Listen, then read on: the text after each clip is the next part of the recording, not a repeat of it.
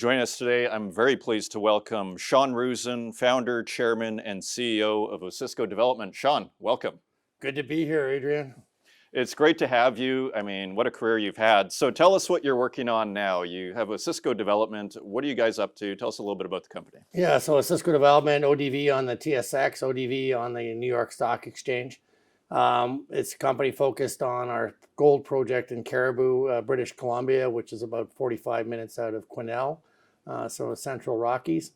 We also have a second project in Utah, the #1 rated jurisdiction by the Fraser Institute worldwide, and obviously very popular now with the Trump election. And a third project in Mexico called San Antonio that we're waiting for permits on. But the big exciting news right now is the reception of the 5,000 ton a day permit for the underground mine that we're building in British Columbia.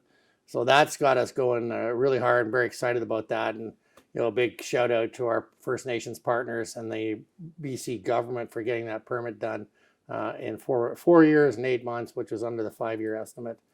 So a good step forward for the BC government as well in terms of the BC becoming a go-to jurisdiction for mining investment.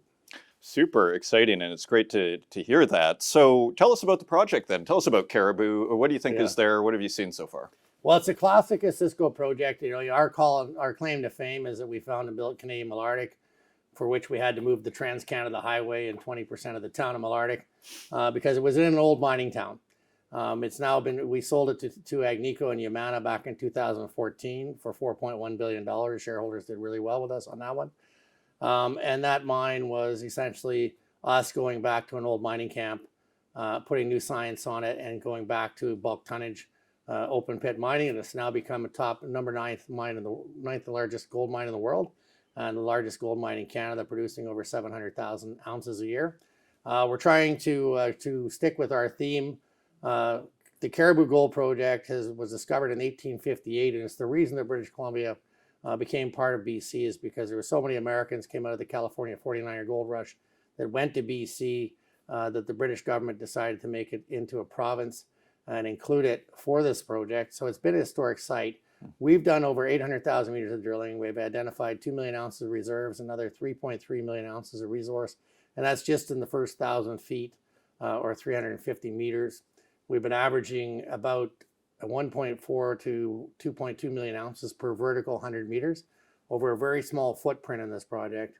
So it's quite endowed.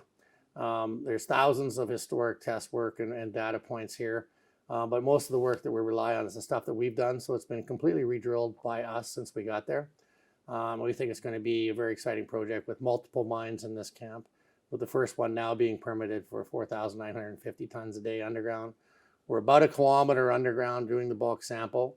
We've introduced a couple of new technologies in this project, one of them being the ore sorter, which reduces significant amount of the waste that we produce during the mining cycle. And the second being a road header, where we're using an automated piece of equipment to grind and cut the rock as opposed to drill blast, which reduces our exposure and contact water that comes in contact with explosives, ammonium nitrate fuel oil. So much less contact water to process and manage and much less release into the environment. The ore sorter technology reduces the amount of rock that we process through the flotation by about 50%. So we're able to reduce the amount of residue that we produce from tailings at this point in time. So that's really the project. We think a significant upside, and we've got over 14 kilometers of strike length identified out of 83 that we've tested.